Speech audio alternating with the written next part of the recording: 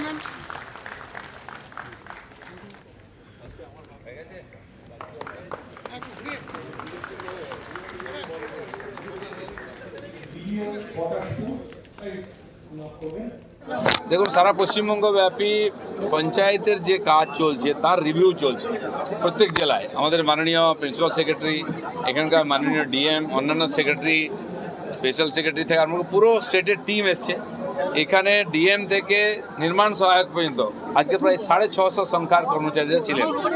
মূলত জেলার যে পঞ্চায়েত লেভেলে কাজ চলছে 6টা, তার রিভিউ, পারফরমেন্স সব আলোচনা হলো, দেখা হলো কোথায় সমস্যা হচ্ছে না, কেন, কী করলে ভালো হবে। নতুন রুল চেঞ্জ হয়েছে অনেক কিছু, জিরামজি থেকে আরম্ভ করে আবাসে, সেগুলো আমরা বুঝিয়ে বললাম আরও যাতে গতি আসে। তো মাননীয় বিধায়করা ছিলেন, নতুন এখানে জেলা সভাধিপতি, সহসভাধিপতি তারাও ছিলেন। সুন্দর মিটিং হয়েছে। যেখানে একটু কম আছে পারফরমেন্স, আমার মনে হয় 2-1 দিনের মধ্যে সেটা বাড়বে। সে তো চলছে, যে যারা পাওয়ার যোগ্য নয় অথবা টাকা নিয়ে নিয়েছে তার টাকা ফেরতের জন্য প্রায় 12,500 লোককে আমরা নোটিশ দিচ্ছি। 1000 লোক অলরেডি টাকা ফেরত দিয়েছে। এটা চলতেই থাকবে, সব দুর্নীতির হিসাব হবে। আগে আমরা চাইছি যারা পাননি, বঞ্চিত, তাদের কাছে আগে পৌঁছে দিতে।